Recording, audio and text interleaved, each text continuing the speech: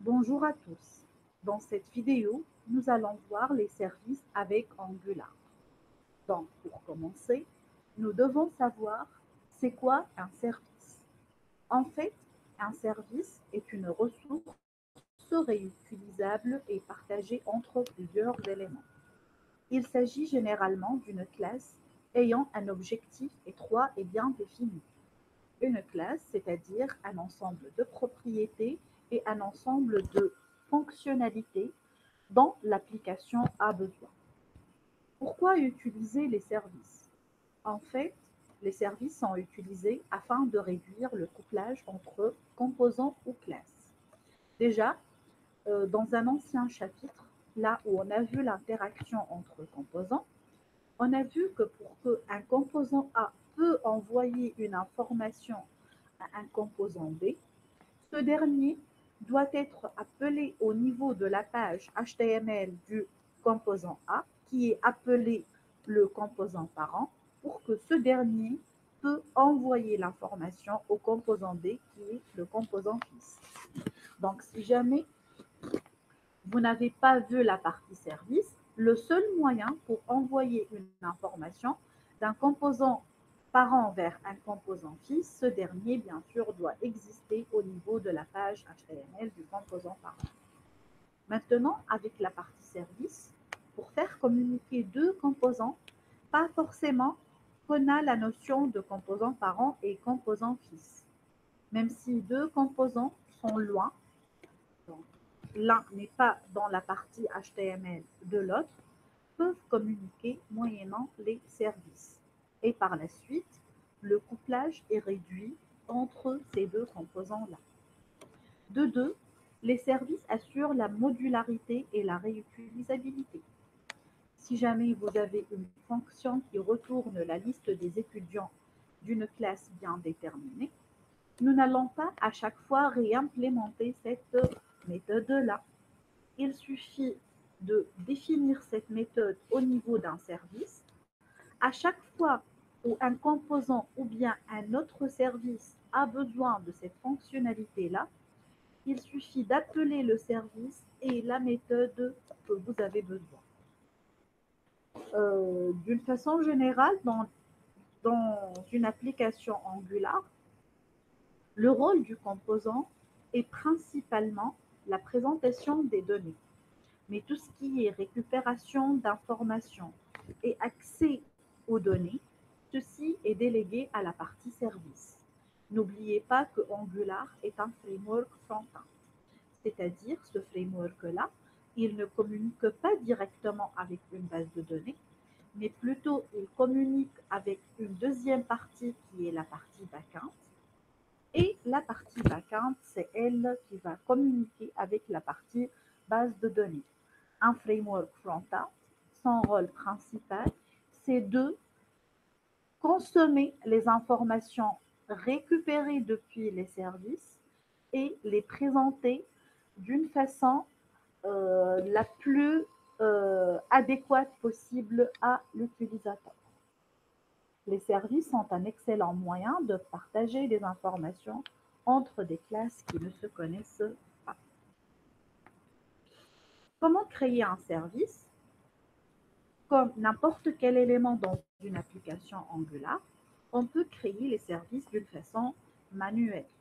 Bien sûr, il faut créer le fichier, il faut savoir la charte associée à un service et le déclarer dans les endroits les plus adéquats et afin on peut les utiliser.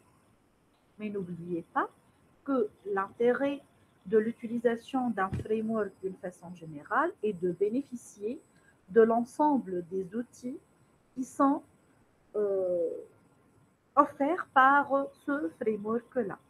Donc l'outil CLI, c'est un outil très important parce qu'il permet de générer les différents éléments d'une application Angular et plus précisément permet de générer un service. Bien sûr, moyennant une commande bien particulière qui est ng generate service nom et nom du service. Bien sûr, il ne faut pas mettre le suffixe service. le suffixe service sera rajouté automatiquement, ou bien le raccourci ng, g, s et par la suite le nom du service. Si jamais vous voulez que le service soit créé sous un répertoire bien déterminé, il suffit de précéder le nom du service par le nom du répertoire et slash. Voici la squelette ou bien la charte de la classe d'un service. Donc, si vous regardez, un service finalement, c'est une classe qui est exportable pour qu'on peut l'importer par la suite depuis un autre service ou bien depuis un autre composant. Mais là, nous constatons un nouveau décorateur de classe qui est add injectable et une nouvelle propriété qui s'appelle provided in. Add injectable, c'est un décorateur de classe qui permet de dire à Angular qu'il s'agit d'une classe d'un service, comme on a déjà vu avec addComponent et addNgModule. Provided in root, c'est une propriété qui permet de déclarer deux informations. Cette information provided in root permet de dire tout d'abord que le provider de la classe service, c'est la classe du service elle-même, et de deux, permet de définir la portée de ce service-là. La portée de ce service, c'est-à-dire par quel élément ce service-là sera accédé. Le fait de définir provided in root, ça veut dire que n'importe quel élément de l'application Angular peut récupérer ce service-là et l'utiliser. Donc, provided in root permet de définir le provider et la portée du service. On va passer maintenant à la partie injection de dépendance. Vous savez que lorsqu'on parle de service, on ne dit pas on va créer un service, mais plutôt on va dire qu'on va injecter un service. C'est quoi l'injection de dépendance? Tout simplement, c'est un design pattern qui consiste à séparer l'instanciation d'une dépendance et son utilisation. C'est-à-dire, celui qui va utiliser une dépendance n'est pas forcément celui qui va l'utiliser. L'injecteur du système d'injection de dépendance permet de créer ou réutiliser une dépendance, c'est-à-dire le responsable de la création d'une dépendance d'une façon générale et d'un service d'une façon particulière est un élément qui s'appelle injecteur. Bien sûr, cet injecteur-là, il va créer la dépendance si elle n'existe pas, ou bien la réutiliser si cette dépendance existe. L'injecteur appelle uniquement les dépendances dont l'application aura besoin lors de l'exécution. Le provider indique à l'injecteur comment créer une dépendance. Tout à l'heure, j'ai évoqué le terme provider. En fait, un provider, c'est un fournisseur de services. Le fait de définir une dépendance, il faut préciser c'est quoi le provider de cette dépendance-là. Donc là, on va le présenter par le diapo 9. Mais avant de passer à la notion de provider, un petit schéma qui va récapituler l'injection de dépendance. On a dit que l'injection de dépendance consiste à séparer la création de la dépendance de son utilisateur. Dans cette figure-là, on a un certain composant qui s'appelle par exemple Book Search Component. Ce composant-là, il a besoin d'un certain service qui s'appelle Book Repository. Donc, ce composant-là sait qu'il existe un tel service et bien sûr, et il sait l'interface de ce service-là. Mais pour la création, il ne peut pas créer le service, plutôt il va demander à l'injecteur de lui créer, de lui injecter ce service-là. Donc du coup, l'injecteur, il va créer ou bien réutiliser ce service qui s'appelle Book Repository. Créer si ce service n'est pas déjà créé et le réutiliser si jamais il y a peut-être un autre composant ou bien il y a un autre service qui a déjà demandé ce service-là et du coup ce service il est déjà créé. Donc l'injecteur il va chercher s'il est créé ou pas. S'il trouve qu'il est créé, alors il va le réutiliser afin de l'envoyer finalement vers le composant qu'il a demandé. De deux, si jamais ce service-là, il a besoin d'un autre service, par exemple le service HTTP Client, qui est un autre service qui est déjà prédéfini et qu'on va le représenter par la suite. La même chose, si un service a besoin d'un autre service, le service ici, Book Repository, ce n'est pas lui qui va créer une instance du service HTTP Client, mais plutôt il va le demander de l'injecteur. L'injecteur, de la même façon, il va créer le service HTTP Client ou bien le réutiliser et le fournir par la suite au service qu'il a demandé. Tout simplement, l'objectif de cette figure est de vous montrer que l'injecteur, c'est le seul responsable de la création d'un service. Un composant ou bien un service ne sait que demander un service depuis l'injecteur. Je reviens maintenant à la définition d'un provider. En fait, l'injecteur, il est responsable pour la création d'un service. Mais pour le créer, il doit savoir la classe correspondante à ce service-là ou tout simplement le fournisseur de service qu'il a besoin, qui est le provider. Donc, pour injecter un service dans un composant ou dans un autre service, vous devez enregistrer au moins un provider. Le provider d'un service, c'est la classe du service elle-même. La définition de provider dans Angular se fait dans les métadonnées que ce soit le décorateur injectable, ou bien le décorateur ngModule, ou bien le décorateur component. Donc le provider, déjà on a vu, au niveau de injectable, on l'a défini avec la propriété provided in. Et j'ai dit que la propriété provided in permet de définir le provider du service, c'est-à-dire pour dire que la classe courante, c'est le provider du service lui-même et la portée du service qu'il est accessible partout. Bien sûr, on peut définir le provider dans d'autres métadonnées, telles que le ngModule et le component. Bien sûr, à chaque fois où vous définissez le provider dans un décorateur bien déterminé, la portée du service change. Parce que le provider d'un service, c'est toujours finalement la classe du service. Mais la portée du service, l'accessibilité du service change en fonction de la définition du provider.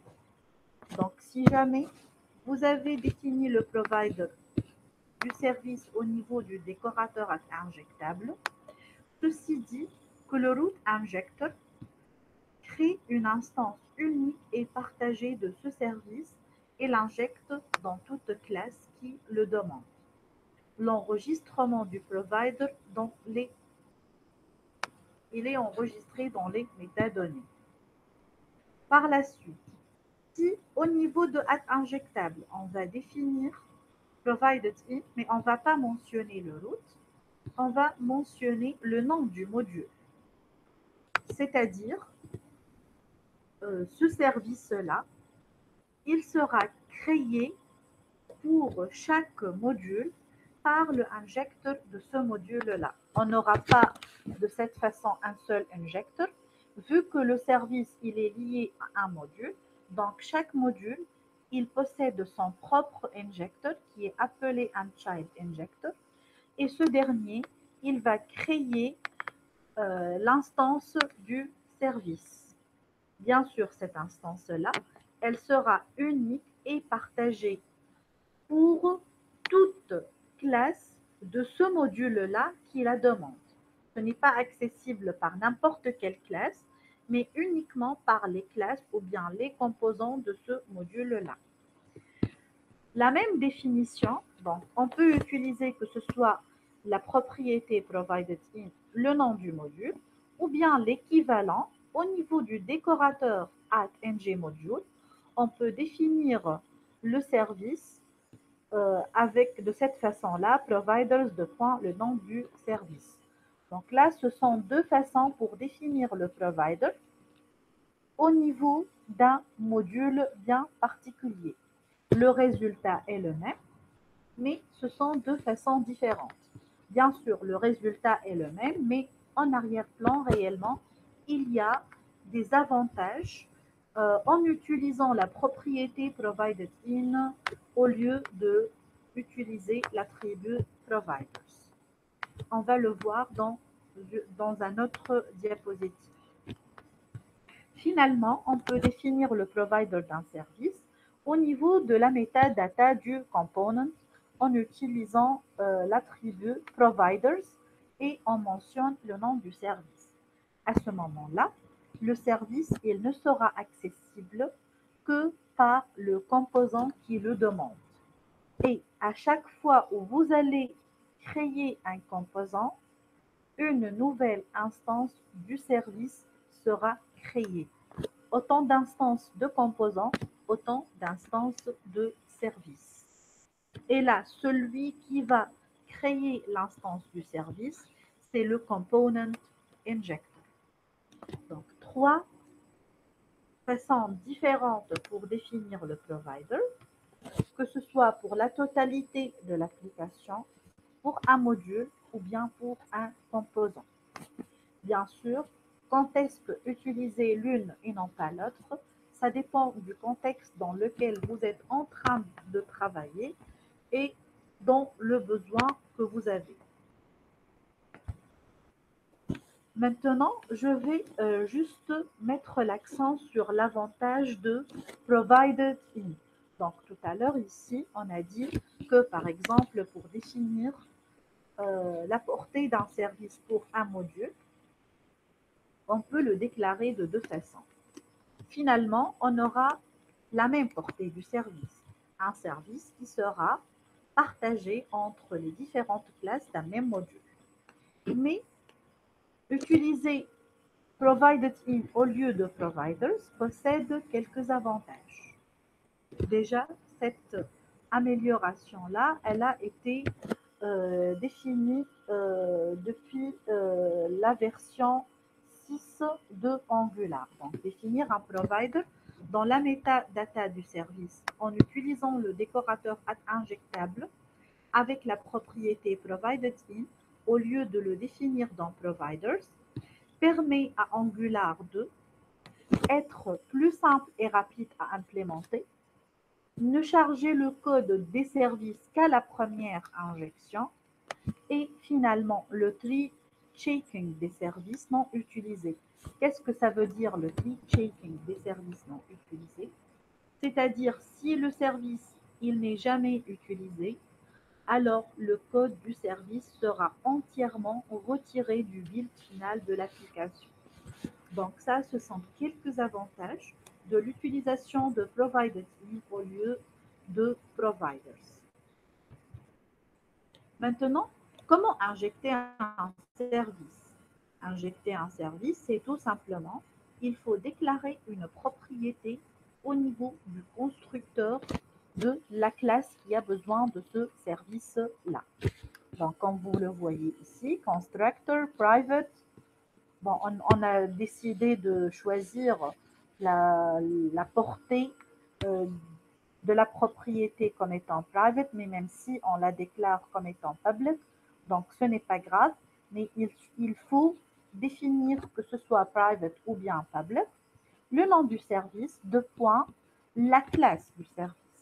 Donc comme ça, on a dit qu'on a injecté un service au niveau du composant app component. Maintenant, on va passer à une autre partie de ce cours-là qui est très importante, qui est la notion des observables. Pourquoi on va voir ça? Parce que finalement, on va parler du service HTTP Client et vous allez voir que les différentes méthodes du service HTTP Client retournent des observables. Mais c'est quoi les observables? En fait, les informations, lorsqu'ils seront envoyés, plutôt lorsqu'elles seront envoyées d'une façon asynchrone, on a besoin d'observables qui vont l'envoyer.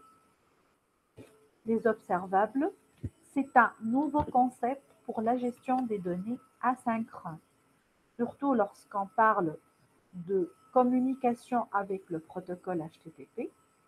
On n'a pas forcément les informations dès qu'on les demande. On peut avoir un certain retard.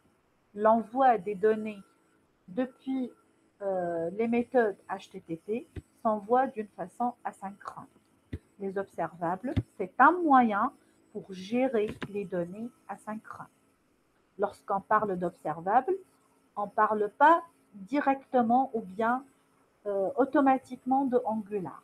En fait, ce n'est pas une caractéristique spécifique à Angular, et Angular utilise largement dans son système d'événements et dans son service HTTP la notion d'observable. Angular est en train d'utiliser les observables de la bibliothèque RxJS, qui est une bibliothèque ReactiveX pour le langage JavaScript. Il y en a autant de langages, autant de bibliothèques. On trouve cette bibliothèque-là pour le langage Java, .NET, Python, etc. Les observables, en fait, ce sont des collections paresseuses de valeurs multiples dans le temps. Qu'est-ce que ça veut dire? Les observables sont des collections paresseuses parce que ces informations ne sont envoyées que pour les inscrits. S'il y a quelqu'un qui est inscrit à ces observables-là, alors les informations seront envoyées, sinon elles ne seront pas envoyées. Les observables sont des collections de valeurs multiples dans le temps, c'est-à-dire l'observable peut envoyer plusieurs valeurs au fil des temps d'une façon asynchrone. Et finalement, les observables sont annulables avec la fonction onSubscribe. Tout simplement, on peut considérer les observables comme les newsletters. Si vous êtes abonné aux newsletters, vous allez recevoir au fil des temps des newsletters. Vous ne savez pas quand exactement cette newsletter sera envoyée. Donc là, les informations ou bien les newsletters sont envoyées au fil des temps. Et bien sûr, si vous n'êtes pas abonné, vous n'allez pas recevoir ces newsletters-là. C'est pour cela qu'on dit les observables sont des collections paresseuses. Il faut s'inscrire pour récupérer les informations depuis. Et aussi, si vous faites un désabonnement de la newsletter, vous n'allez plus recevoir les newsletters dorénavant. Donc, ils sont annulables comme les observables. L'exemple de newsletter, c'est un ensemble qui est très proche de la notion d'observable. Pour s'inscrire à un observable, il y a deux façons, que ce soit avec les pipes asynchrones ou bien avec la fonction subscribe. La fonction subscribe, c'est une fonction qui s'adapte aux différents types d'observables. On peut l'utiliser avec n'importe quel observable. Une fois l'inscription à un observable est établie, ce dernier émet les collections. Un traitement, bien sûr, doit être fait une fois les collections sont émises. Ce traitement est à définir à l'aide de la fonction subscribe ou bien à l'aide de la fonction pipe. On va parler ici de la fonction subscribe parce que, comme je viens de dire, c'est une fonction qui s'applique sur la totalité des observables. Cette fonction, elle est particulière parce qu'elle prend trois arguments. par ordre et il faut bien respecter l'ordre. Le premier argument correspond au résultat retourné par l'observable et avec une fonction de callback, si on obtient le résultat, qu'est-ce qu'il faut faire? Le deuxième argument, c'est l'erreur envoyée par l'observable, bien sûr s'il y en a. Donc, on peut intercepter l'erreur et on peut faire un traitement suite à cette erreur-là. Et finalement, une notification sera envoyée par l'observable pour dire qu'il a terminé l'envoi d'informations. Et bien sûr, on peut faire une certaine fonctionnalité lorsque l'observable a terminé l'envoi d'informations. L'ordre, il est important. Le premier, c'est les résultats. Le deuxième, l'erreur. Et le troisième, c'est qu'est-ce qu'il faut faire lorsque l'observable a terminé. Bien sûr, c'est un petit exemple avec la méthode ici subscribe. Et là, c'est votre observable. Donc, le résultat, bien sûr, le premier argument, vous pouvez l'appeler quand vous voulez. X, result, next. L'important, c'est l'ordre. Le premier argument. Donc, si on va aboutir au résultat, on va afficher console.log, observer, got a next value et on va afficher la valeur. Bien sûr, s'il y en a une erreur, ça c'est le deuxième argument, on peut afficher quelque chose au niveau de la console et lorsque l'observable termine, on peut faire un certain traitement. Par rapport au troisième argument, c'est toujours, il faut mettre parenthèse et qu'est-ce qu'il faut faire depuis. Dans Angular, les observables sont très utilisés. Déjà, on a utilisé les observables mais sans se rendre compte. Par exemple, lorsqu'on a utilisé la classe EventEmitter pour définir les output properties, réellement, EventEmitter hérite des observables. Finalement, le parent, il est à l'entente, il attend l'événement, n'importe quel événement. Toujours l'élément qui attend l'événement. L'événement peut envoyer des informations à tout moment, donc sont hérités des observables. Aussi, les modules router et forms utilisent des observables pour écouter et répondre aux événements entrés par l'utilisateur. On a utilisé ça mais sans se rendre compte. Et finalement, le module HTTP Client Module utilise des observables pour gérer les requêtes et les réponses HTTP. Pour cela, nous avons présenté les observables parce que nous allons passer maintenant au service HTTP Client. Donc, la plupart des applications front-end communiquent avec des services principaux via le protocole HTTP. Angular propose un service qui est appelé HTTP Client, qui offre un ensemble de fonctions à utiliser pour récupérer ou envoyer des données. Toutes les méthodes du service HTTP Client retournent un observable.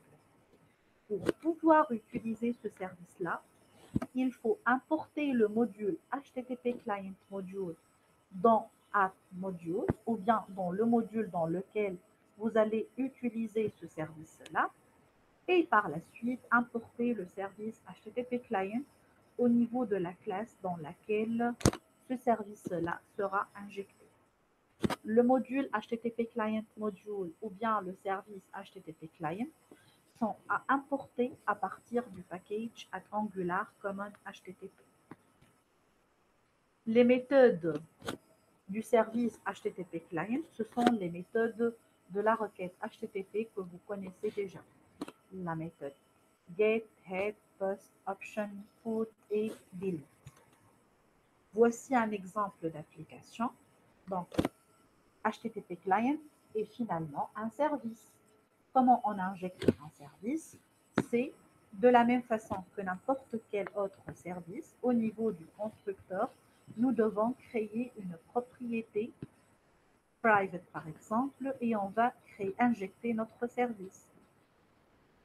Maintenant, pour pouvoir utiliser une méthode de ce service-là, on va tout simplement appeler la propriété qu'on a créée au niveau du constructeur avec this, bien sûr. Donc, this.http.get par exemple. Et on peut définir le type d'information à retourner et on doit préciser l'URL. La méthode get, on a dit, du service HTTP client retourne des observables. Donc finalement, la méthode que vous êtes en train de voir, getFilmList, elle va retourner un observable sur un tableau de film.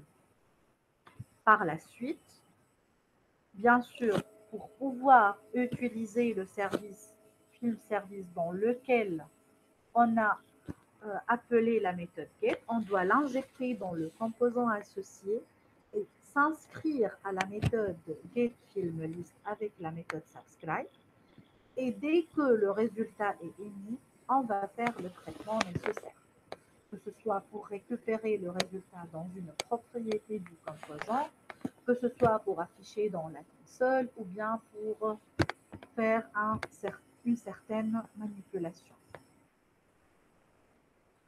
Dans le cours qu'on a vu cette année, donc pour simuler la partie backend, on a utilisé JSON Server avec une fake database qui est un fichier qui s'appelle db.json.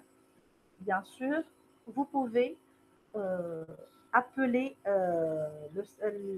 les différentes URL si jamais vous avez une partie backend déjà développée. Mais afin de simuler la partie backend, on a choisi de travailler avec JSON Server. Pour l'installer, il suffit de taper la commande npm global JSON Server. Pour lancer JSON Server, il faut taper la commande JSON-server espace _watch espace db.json. Et par la suite, les différentes actions de CRUD peuvent être effectuées avec les méthodes HTTP du service HTTP client.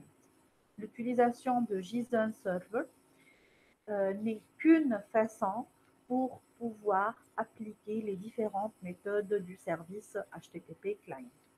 Parce que notre objectif, c'est de communiquer avec une partie backend et non pas de créer une partie backend.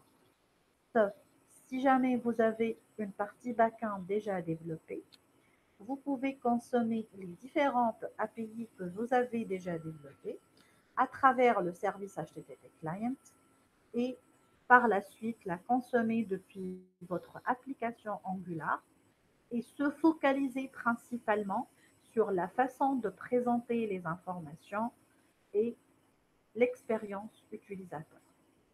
Merci pour votre attention.